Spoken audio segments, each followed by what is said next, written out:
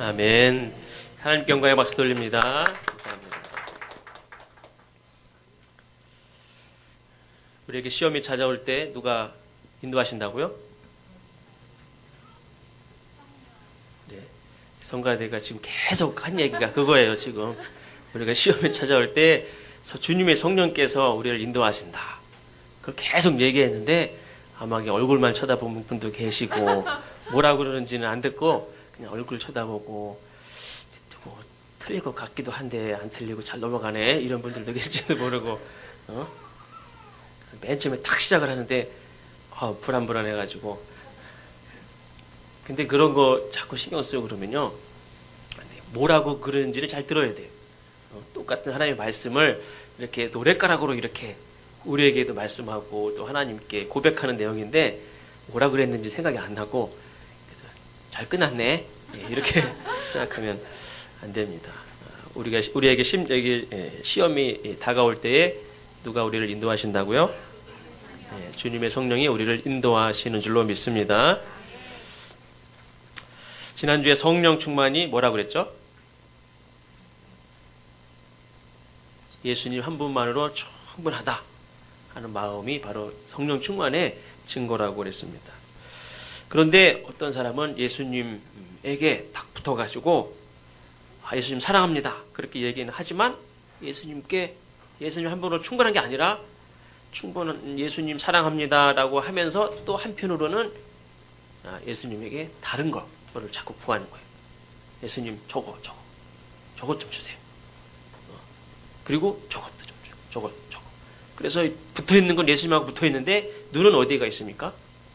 저쪽 차도가 있고 집도가 있고 먹는 것도가 있고 좋은 옷도가 있고 또 가방도 그렇고 남자들은 그런 거 잘 모르겠는데 여자분들은 누가 이렇게 예쁜 가방만 딱 메고 다니면 저거 괜찮네? 저거 어디서 샀을까? 만약에 이거 2만 원짜리야 2만 원짜리인데 저렇게 좋아 저거 어디서 샀냐? 저런 거에 너무 관심이 많아. 옷도 관심이 많고 뭐 어디 가서 뭘 싸게 샀다 그러면 그거에 관심이 많고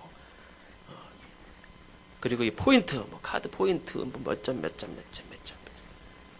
근데 제가 보니까 그냥 어디 가서 확 긁고 뭐 한 번 안 먹으면은 한 1년치 다 먹을 수 있을 것 같아요. 사실 포인트가요 그거 1년치 다 먹어봤자 어디 가서 야 저녁 먹을까? 그래 먹지 뭐. 그래서 한 번 탁 몇만 원짜리 탁 먹으면은 1년 동안 포인트 먹어봐요. 몇만 원이나 되나?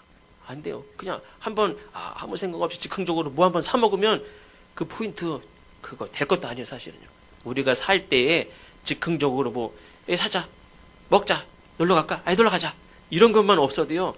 그 포인트 그거 10배는 더 먹어. 1년 동안 먹은 거 10배는 더 먹을 수도 있어요. 근데 악착같이 모아놓고선 쓸 때는 아무 생각 없이 막 써요. 그거 얘기하려고 그런 건 아니고 예수님 한 분만으로 충분하다고 하면서 우리는 세상에 이렇게 저것도 가졌으면 좋겠다. 저도 그런 적이 있어요. 제가 한번 동탄을 한번 갔었어요.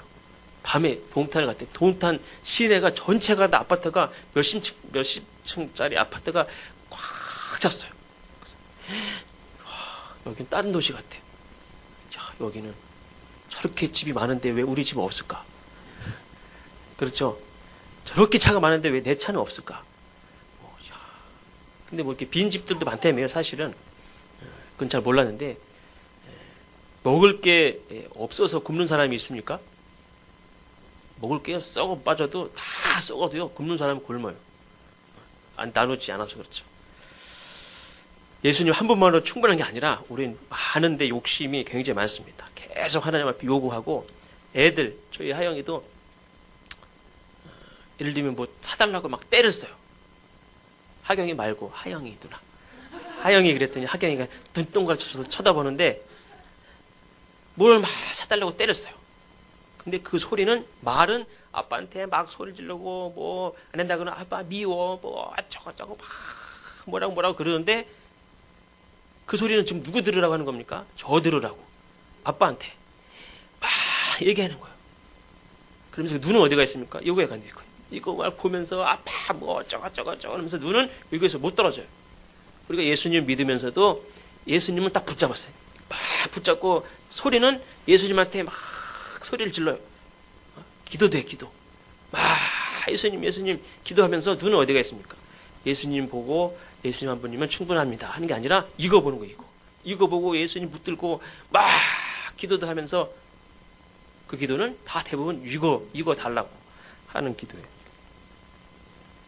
그 눈은 세상을 부러워하는 눈, 그것을 가지지 못해서 안타까워하는 눈, 짜증내는 눈, 불평하는 눈. 그래서 사실 이게 솔직히 보면 나는 예수님 한 분만으로 충분합니다 이렇게 말할 수 있는 사람이 얼마나 되는가. 여러분들은 예수님 한 분만으로 충분하시죠? 그렇게를 바라는 마음으로 하셨는지 그렇다고 하셨는지 잘 모르겠는데 정말 그렇습니까? 그러면 어떻게 이제 예수님 한 분만으로 충분하면 나머지 거는 없어도 될까요? 그건 또 아닌가요? 그런데 사실 예수님이 너 나만으로 충분하다고 그랬지. 진짜지? 이명근 집사님 진짜죠? 진짜지? 그러면은 너 나머지 버려. 그러실 분일까요? 그렇지 않죠. 하나님이 어떤 분이 그래요. 당신 집, 당신 지갑 다 하나님 겁니까? 누구 겁니까? 하나님 거죠. 하나님 거라고 얘기하려니까 하나님께서 가져갈 것 같기도 하고, 아니라고 그러면은 사실 내 게 아니고, 그렇죠? 하나님 거죠. 사실은 내가 하나님께 맡긴 맞아요. 내 거라고 주장해봤자 뭐 하나님 가져가면 내 거 아닌데 뭐. 근데 말로 하나님 거라고 그러면 가져갈 것도 같고, 그래서 두려워하는데 사실 하나님이 그걸 가져갑니까? 그 마음을 보는 거지. 에이, 하나님 거 맞죠? 하나님 다 가져가세요. 하나님 가져갑니까? 하나님 가져가지 않아요. 그 마음을 보신다는 거예요. 예수님 한 분만이면 충분합니다. 까짓 거 알아서 하겠지. 혹시 걱정은 되더라도 까짓 거 탁 얘기하면 하나님이 그래, 네가 그렇게 걱정하면서도 탁 용기 있게 얘기하는 거 보면, 아니 애들도 이렇게 껌 하나를 줘도 아빠 하나 그러면 싫어. 그러면은 그게 얄미워. 근데 그거를 아빠 엄마 이렇게 막 주다가 없네. 그럼 제가 걱정이 돼요. 넌 어떡하니? 괜찮아. 그럼 얼마나 이뻐요. 그럼 얘가 이거 없다고 얘가 뭐 굶어 죽습니까? 뭐 이거 뭐 껌 하나 없다고 뭐 얘가 잘못됩니까? 전혀 그렇지 않죠. 오히려 하나님 마음이 다른 걸 더 사주죠. 베드로가 그랬듯이 베드로는 자기 배와 그물을 다 버리고 예수님을 따라갔어요. 예수님도 그랬죠. 예수님도 다 어떻게 보면 나이 30까지는 이제 부모님을 돕고 살았지만 딱 나이 30에 부모님 곁을 떠나서 하나님의 사역에 온전하게 매진을 하셨는데, 우리도 그래야 하는가? 우리 그걸 다 요구하시느냐? 실제로 우리가 다 버리고 가족을 다 버리고 그렇게 살길 원하시느냐? 그렇지 않아요. 하나님은 그러나 그런 결단을 요구해. 너네 가족도 다 버리라고 그랬었던 때. 그런 마음, 그런 결단, 이 모든 이거를 갖다가 진짜 쓰레기통 버리라는 마음이 아니죠. 다 하나님에게 속해 있다는 것을 인정하라는 거예요. 내가 부모님을, 예수님이 베드로가 다 그물과 배를 버리고 그물하고 배만 버렸습니까?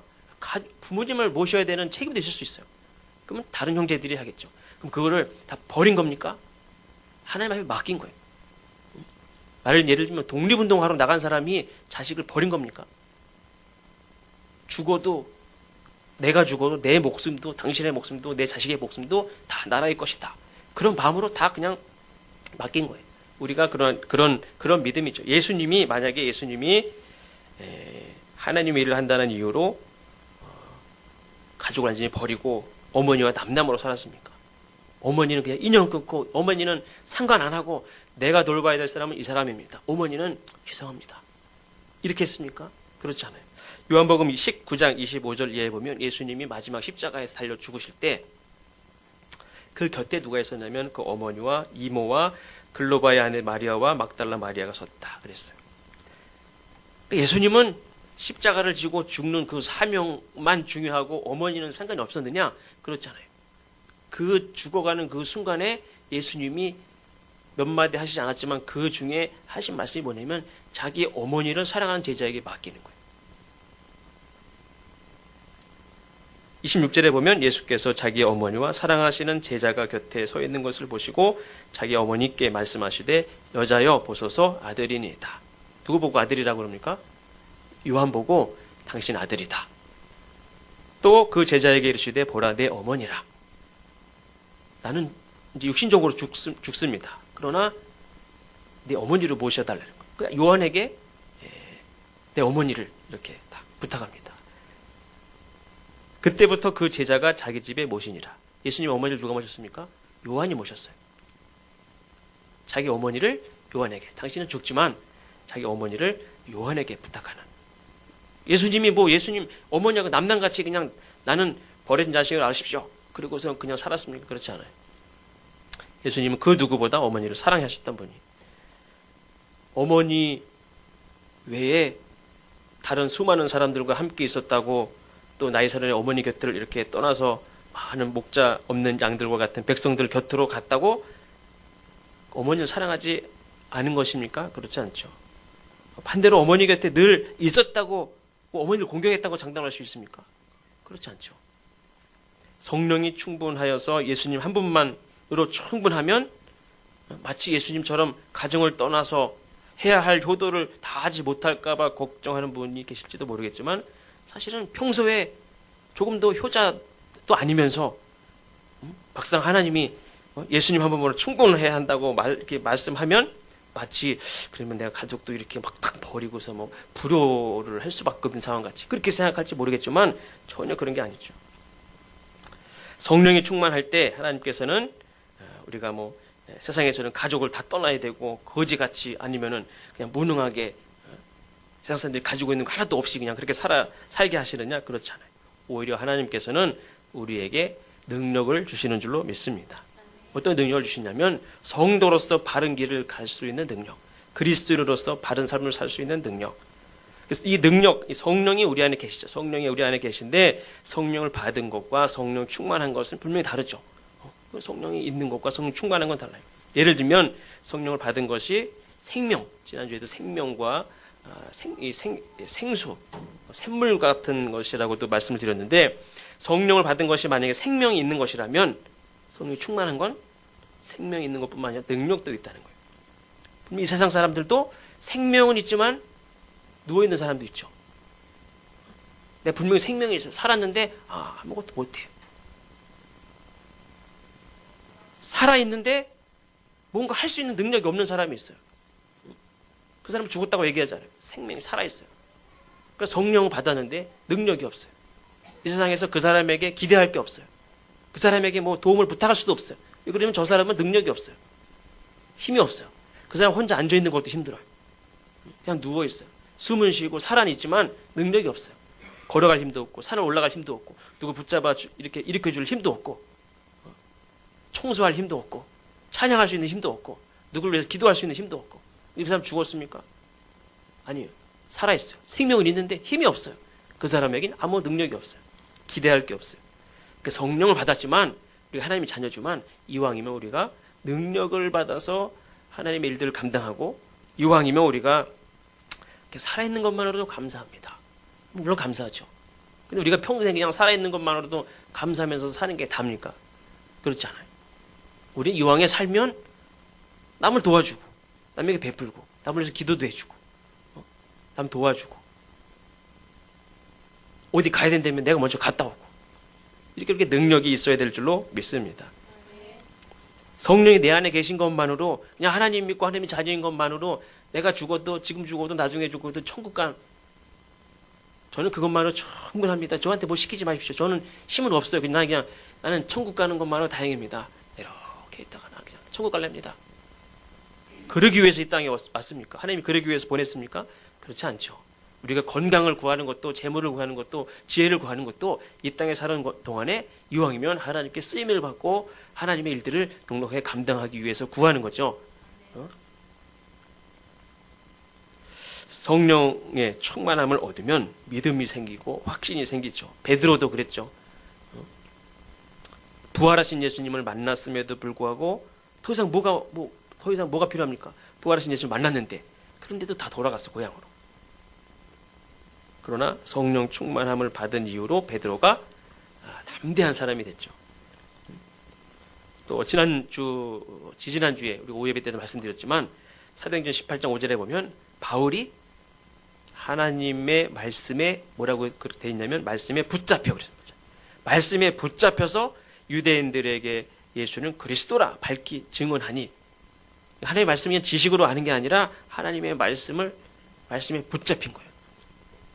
우리 신앙생활을 갑자기 이렇게 막 열심을 가지고 헌신하는 사람들 보면 분명히 어떤 한 말씀에 탁 사로잡혔을 때에 그 말씀에 의지하여서, 아니 말씀에 사로잡혀서 붙잡혀서 내가 그 말씀에 내 삶의 능력에 대해서 막 신앙생활 하는 분들이 있어요.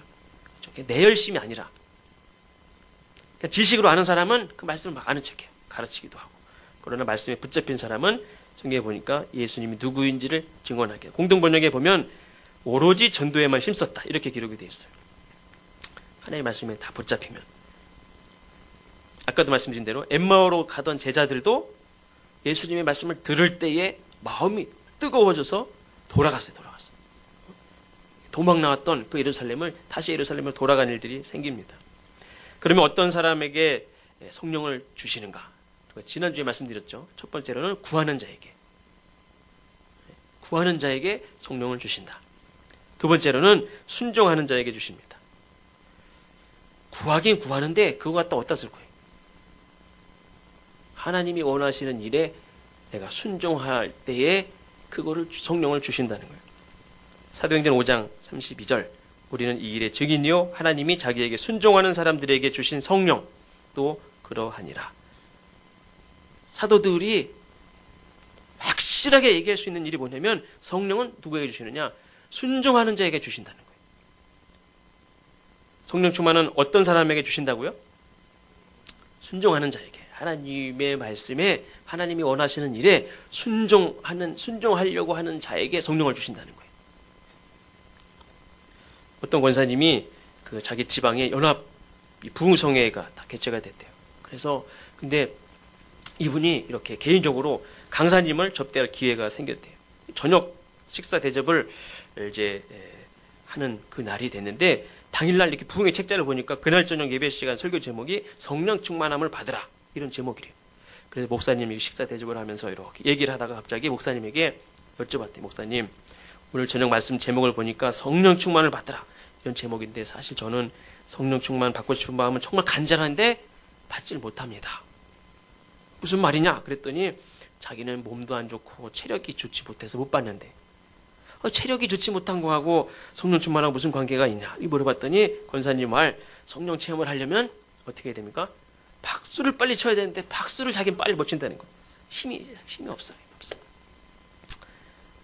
몇 번 부흥에 참석을 해봤는데 자기 경험상으로 찬성을 얼마나 빨리 부르고 박수를 얼마나 그냥 빨리 치라고 하는지 몇 번 하다가 도저히 나는 5분 만에 못 치는데 다른 사람들은 다 박수치고, 그래도 소리라도 지르고 기도할 때 주여 3번 부르라는데 주여 한번 불렀더니 뭐 칵 막혀가지고 부르지도 못하겠더래.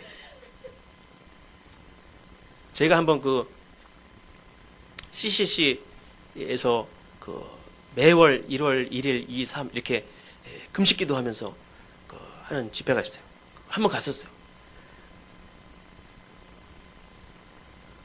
보통 그냥 이런 금식이면 혼자 금식하면 그냥 말씀 보고 혼자 묵상 기도하고 이렇게 하면서 시간을 보내요. 그런데 거기 갔는데 그냥 새벽, 아침, 점심, 오후, 저녁 계속 찬송하고 기도하고 그러는데 힘들어 죽겠는데 계속 박수치고 계속 소리를 지르면서 기도하는데, 첫날은 해야 되는데 두 번째 날은 소리가 안 나와요. 주여 소리도 안 나오고 박수도. 그냥 서 있기도 이렇게 앉아서 있는 것도 힘들어요. 왜 3일 동안 버티기도 힘든데 왜 힘을 다 뺍니까? 힘을 비축해야지 3일을 잘 견디는데 막 박수치고 소리를 지르고 그러니까 버틸 수가 없는 거예요. 다행히 3일 금식인데 3일째 점심때 이렇게 콩나물 죽을 주더라고요. 그걸 2그릇 3그릇을 먹었어요. 얼마나 맛있는지. 그러면서 3일 동안 생각한 건 뭐냐면 자, 그걸 먹는 거 언제 끝나나 언제 끝나나 이 찬송은 언제 끝나나 막 이렇게만 하면서 시간을 보냈어요. 얼마나 힘들었는지 몰라. 이분도 아마 그랬던 것 같아요. 그래서 이분은 나는 이렇게 해서 성령 체험을 하고 은혜를 받는다면 나는 못한다. 나는 천상 은혜를 못 받나 보다. 이렇게 생각을 했다는 거예요. 성령 충만은 박수 치는 것과 상관이 있습니까? 박수 치는 거하고 상관이 없어요. 제가 여기 경기도 화성 비봉 그 오목천 정도인가요? 거기에 칠보산 기도원이 있어요. 제가 거기 기도원에 이렇게 다닐 때도 내려올 때 최소한 목이 좀 쉬어야 이게 은혜 받은 것 같은데 저는 목이 안 쉬어요. 목이 소리도 잘 못 지르지만 목이 안 쉬어요. 막 은혜 받는 거 두 번째가 소리를 질러서 목이 좀 쉬었는데 하루도 안 지나서 목이 깨끗해져. 그러니 내려올 때 좀 목이 쉬어야 그래도 같이 은혜 받은 사람들인데 목이 깨끗해져요 금방. 그래서 그런 적도 있는데 좀 어린 마음에 그냥 목도 좀 쉬고 그래도 이 열기가 좀 식지 않아야 이 은혜 받은 것 같은데 이게 그냥 내려가면서 탁 씻고 목은 그냥 깨끗하고 그러니 뭐 기도원 갔던 사람 같지도 않고 박수 치는 것과는 은혜의 충만한 건 상관이 없어요. 근데 그게 뭐 전혀 상관없는 거 아니죠. 열심히 있는 거죠. 열정이 있고 간절한 마음이 있고 근데 성령 충만은 누구에게 주시느냐? 아무리 박수를 치고 간절해도 하나님 말씀하실 때 그렇게 하겠습니다. 순종하는 마음이 없으면 아무리 간절하고 아무리 박수치고 아무리 하나님 붙들고 늘어져도 자기 욕심이라면 그거는 모든 그 찬양도 있죠. 찬양의 열기가 다 끝나면 제대로 돌아갈 수밖에 없어요.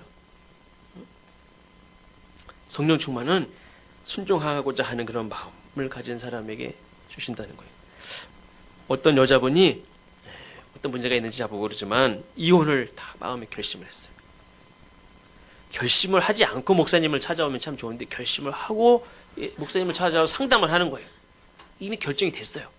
아무리 목사님이 이렇게 물어보고 권면하고 설득을 하고 하나님의 뜻이 그게 아니고 다 얘기를 소용이 없어요. 그럼 뭐하러 왔어요? 결심을 하고 찾아왔어요. 아무리 얘기를 해도 필요가 없어요. 하나님의 뜻이 무엇인지 이게 옳은지 내가 마음은 그렇지만 이게 하면 되는지 안 되는지 이거 물으러 온 게 아니라 자기 결심한 거를 이제 통과하려고 사실은.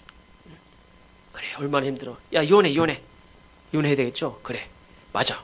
그리고 그 마음을 가지고 온 거예요. 이미 결심을 하고 왔어요. 아무리 해도 소용이 없어요. 그래서 목사님이 마지막으로 물었어요. 제가 한 가지 묻겠는데 하나님이 말씀하시는 대로 정말로 성령님이 이렇게 하라고 그러면 제 말이 아니라 성령님이 그렇게 하라고 하면 그 말씀에 순종하겠습니까? 그랬더니 그 집사님이 대답을 했겠습니까? 대답을 못 하더래. 왜 그렇습니까? 순종하고자 하는 마음이 이미 없어요. 내가 성령이 충만한지 아닌지 어떻게 알 수 있느냐? 하나님께 온전하게 순종하겠다는 마음이 있는지 아니면 여전히 내가 하고 싶은 대로 하려고 하는 마음이 있는지 그거를 보면 알 수 있어요. 성령 충만은 내 마음에 그냥 열정이 가득하고 딱 그냥 심장박동수로 딱 재봤더니 그냥 막 치수 올라가고 막 그게 성령 충만이 아니라 내가 무슨 말씀을 하시든지 혹은 내가 싫어도 내가 원수도 사랑하라는 말씀을 하실 때 그래도 내가 순종하겠다는 내가 안 되지만 약을 하겠습니다. 야 네가 먼저 전화해 미안하다고 해. 그러면 그런 마음은 전혀 없지만 그래도 하나님이 하라고 그러면 하겠습니다 하는 그런 마음이 있다면 그 성령이 충만한 거예요.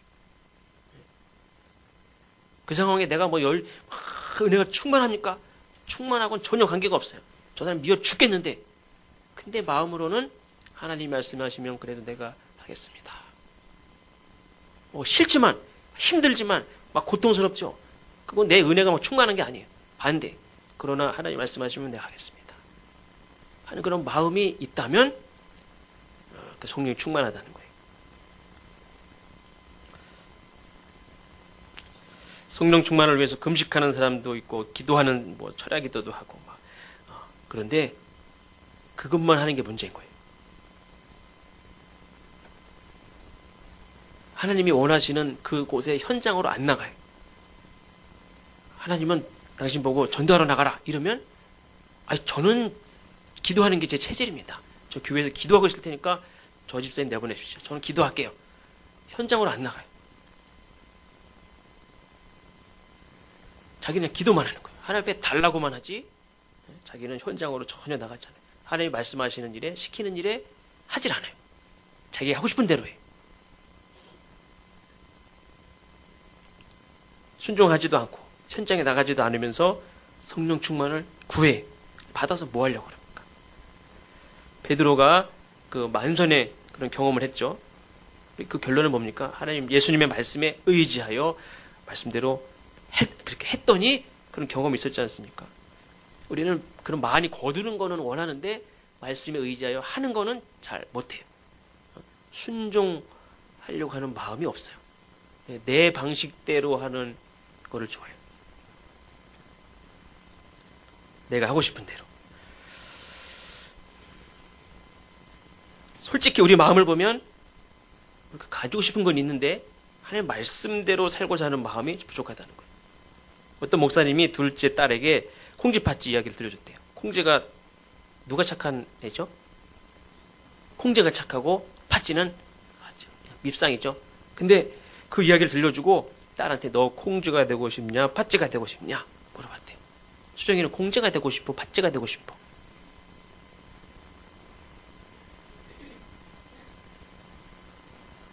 모르겠어 아직? 잘 모르겠어.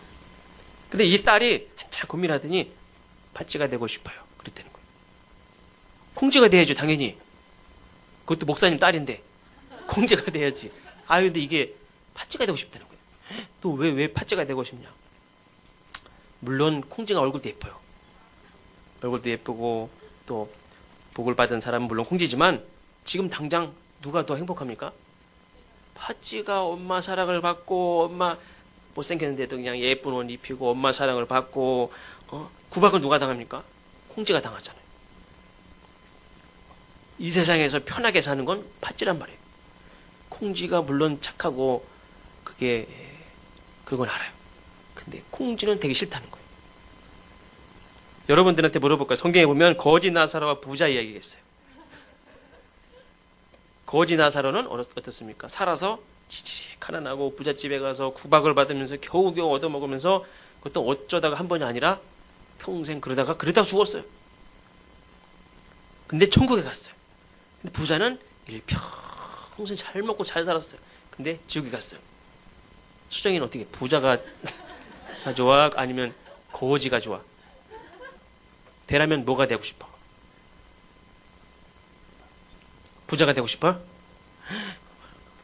우리는 천국은 가고 싶지. 근데 천국은 가고 싶은데 거지로 살기 싫단 말이에요. 목사님 왜 그런 것만 물어봐요? 그렇죠? 천국도 가고 부자로도 살 수 있는 방법이 있을 텐데 왜 그렇게 물어본? 하나님 말씀이 만약 그게 하나님의 말씀이라면 그거는 또 그렇게 하기 싫단 말이에요. 우리가 정말 하나님이 어떤 말씀을 하시든지 순종하려고 하는 마음이 있느냐? 우리에게는 없어요. 하나님이 선하신 하나님이고 좋으신 하나님인 거라는 거를 알면서도 또 거지로 살아. 거지가 그래도 좋은 거야. 그래도 나를 거지로 살게 하시지 않을 거를 알면서도 만약에 그렇게 말씀하시면 알겠습니다. 가지고 하죠. 그렇게 못한다는 거예요. 성령 충만도 마찬가지. 원하는 것 같지만 사실은 하나님의 말씀에 온전하게 순종하려고 하는 마음이 사실 없다는 거예요. 그렇기 때문에 성령 충만함을 얻지 못한다는 거예요. 그래서 성령의 은사는 물론 뭔지 몰라요. 또 더 나가서 물론 성령의 열매가 맺히겠습니까? 성령에 충만하지도 않은데 성령의 은사도 모르는데 성령의 열매가 맺히겠습니까? 맺히지가 않죠. 제가 이렇게 하늘 풀라고 갔더니 집사님이 그러더라고요. 어떤 분이 우리는 이게 뭐 그냥 꽃이 안 핀대. 어떤 분이 이렇게 찾아왔는데 추울까봐 그냥 집안에다가 이렇게 모셔놨는데 그러면 안 된다고 그러시더라고. 이게 추울 땐 추운 걸 보내고 따뜻할 땐 따뜻할 때 보내고 이렇게 다 해야 꽃도 피고 열매를 맺는 거지 그냥 1년 내내 온실에서 있는다고 되는 게 아니라고 그렇게 얘기를 하시는 거를 들었어요. 열매도 마찬가지. 어쩌다가 물 한번 흠뻑 주고 어쩌다가 영양제 한번 푹 꽂아서 줬다고 그게 꽃이 피고 열매가 맺습니까? 그렇잖아요. 늘 이렇게 꾸준히 물을 빨아들이고 추운 것도 경험을 하고 뜨거운 날도 경험을 하고 그렇게 보내면서 이게 그 과정을 통해서 꽃도 피는 거고 그 과정이 지나야 열매도 맺는 거고 그런 거죠. 성령의 열매도 마찬가지로 언제 한번 그냥 기도 한번 갔다 오면 그게 그 사람이 열매가 맺을 수 있습니까? 그거 가지고 열매가 안 맺어져요. 교회 안에서만 이렇게 있는다고 열매가 맺어지는 게 아니에요. 어떻게 보면 실제로 말씀대로 힘들어도 순종을 하고 현장에 나가서 내가 부딪히고 자꾸 해야 내 삶에 하나님 주시는 것들이 능력도 되고 은사도 생기고 사실 전도라는 것도 나가서 해봐야 전도할 수 있는 능력이 생겨요. 기도를 해봐야 기도도 되고 찬양도 마찬가지고. 그래서 하나님은 우리에게 순종하는 마음이 있는지를 먼저 보십니다. 그런데 순종에는 당연히 고난이 따라요. 순종이 쉬우면 그게 그럼에도 불구하고 하나님은 순종을 요구하죠. 고난이 따름에도 불구하고. 왜? 그 마음을 보시기 위해서. 하나님은 예수님에게도 순종을 요구하셨어요. 히브리서 5장 7절 이하에도 보면 예수님도 순종을 배우셨다 그랬어요. 어떻게 배우셨습니까? 고난을 통해서. 제가 읽어드릴까요? 그는 육체에 계실 때에 자기를 죽음에서 능히 구원하실 이에게 심한 통곡과 눈물로 간구와 소원을 올렸고 그의 경건하심으로 말미암아 들으심을 얻었느니라. 그가 아들이시면서도 받으신 고난으로 순종함을 배워서 온전하게 되셨은즉 그랬습니다. 예수님도 순종을 어떻게 배웠냐면 고난을 통해서 순종을 배웠다는 거예요. 예수님의 그 십자가에 죽으시는 하나님의 뜻이니까 그 전날 하나님 앞에 이것을 피할 수 있으면 하나님 붙들고 기도했지만 알겠습니다. 하나님의 뜻이면 가겠습니다. 그래서 그 순종이 그냥 순종이 됩니까? 고난을 통해서 그 순종의 길을 걸어가셨고 순종할 때에 하나님이 살리실 것을 또 하나님이 책임져 주실 것을 믿고 그걸 또 경험을 한 거죠. 하나님께서 아브라함에게 그의 아들 이삭을 잡아 바치라고 그랬어요. 아브라함은 순종했죠. 그러나 그 순종이 쉬웠겠습니까?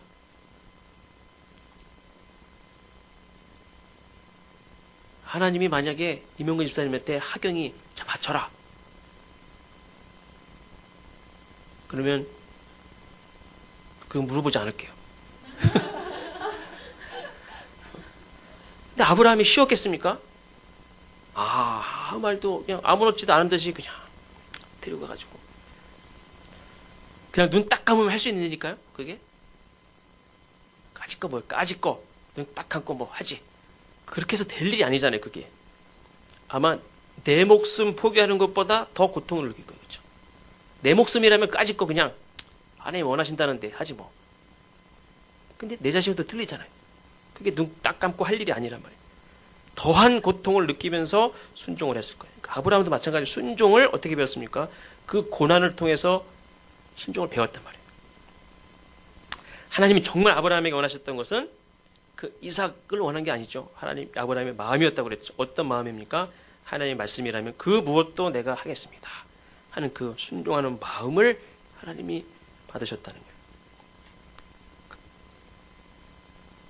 이삭은 아브라함에게서 그 이삭은 백세에 낳은 아들 이삭은 내 아들로 태어났죠. 근데 내 아들 이전에 이 이삭은 누굽니까? 하나님의 자녀예요. 그렇죠? 하나님 나에게 주셨으니까 이 아들은 내 것만 됩니까? 절대 그렇지 않죠. 내 아들로 태어났다고 이삭의 생명이 내 주권하에 있습니까? 그렇지 않죠. 순종의 의미는 나도 물론이지만 내 아들 이삭의 생명도 역시 하나님의 손에 있다 하는 걸 인정하는 거예요. 그리고 사실 하나님께 이 이삭의 목숨이 필요 있습니까? 정말 이삭의 생명이 필요하면 어떻게 할까요? 욥의 10자녀가 있었죠. 그 욥한테 바치라고 그랬습니까? 그냥 하루아침 데려갔어요. 그냥 하나님이. 정말 이삭이 필요하면 하나님이 데리고 가면 되지. 그걸 이삭에게 아브라함에게 바쳐라. 그럴 게 뭐 있어요. 정말 이삭에게 생명이 필요하면 가져가지. 정말 원하는 건 이삭을 제물로 받겠다는 게 아니라 아브라함이 하나님을 경외하는 마음, 여전히 그 아들 앞에서도 흔들리지 않는 그 마음이